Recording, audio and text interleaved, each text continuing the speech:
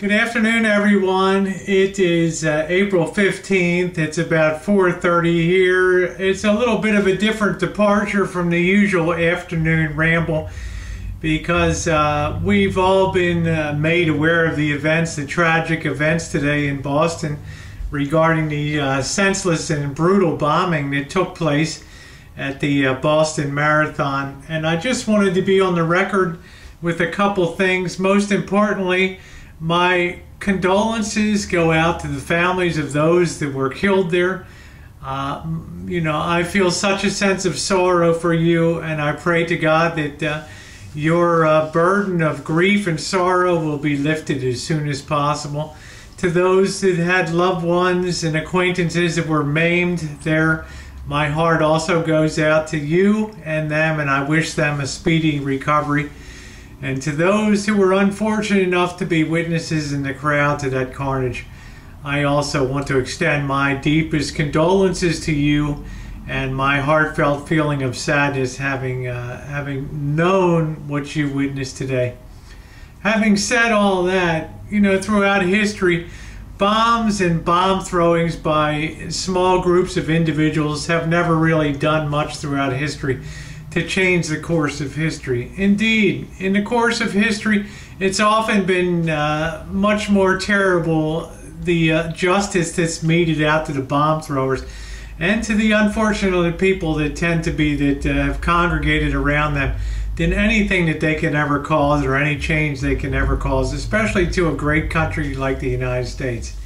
You may not agree with everything that America does and everything that America stands for, but one thing we do stand for is the freedom to express ourselves and the freedom to assemble and the freedom to enjoy a great American events like the Boston Marathon. You will never change the way, if you are the terrorist, that you will never change the fundamental way of life in America, because the fundamental way of life in America is rooted in core values that are human values: freedom and liberty and the right to pursue our happiness. Those are core values of what it is to be a human being. If it was tax driven, in other words, if you're protesting against taxes on tax day, it's misguided. I've had my share of tax troubles over the years with the Internal Revenue Service and the state of California, and the last thing I would ever think about doing is hurting or maiming innocent people to make a point.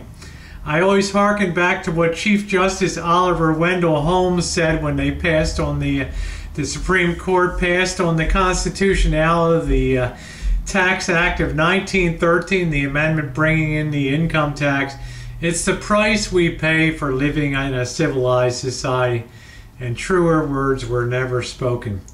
You may not agree with the way taxes are done and the way tax policy is carried out, but there's a right way to go about affecting change and a wrong way. Great people like Mahatma Gandhi of India when he was fighting to overthrow British rule, and Martin Luther King when he was fighting against discrimination in America, they never picked up or heaved a bomb in their whole time. They believed in nonviolence as a way of affecting great change, and it always worked. So, to the terrorists out there that perpetrated this crime, I say fuck you, and I say fuck you again, because you will pay the price for this, and those who love you will pay the price too. And you know it to be true because the resources of the United States are massive and they are effective. And a world of video cameras and mounted surveillance cameras everywhere, it won't be long until the story in Boston is put together and justice will prevail. I'm going to take the night off from doing the usual frivolity and uploads, but I'm only going to take the night off as a sign of respect to those that were killed, injured, and witnessed that, and to all Americans here, to stand up and show my pride, and people around the world in civilized countries that believe barbarism has no place in today's world. Tomorrow I will be back in a major way doing the stuff that you enjoy seeing on the Rosie O'Kelly channel. Today I'm proud to stand up and say I am an American, and I hope all of you will join me in once again letting freedom ring throughout the world, and to all civilized people, Our thoughts and prayers are with those people in Boston, Massachusetts, and people around the world that have been affected by another tragedy. Thank you very much.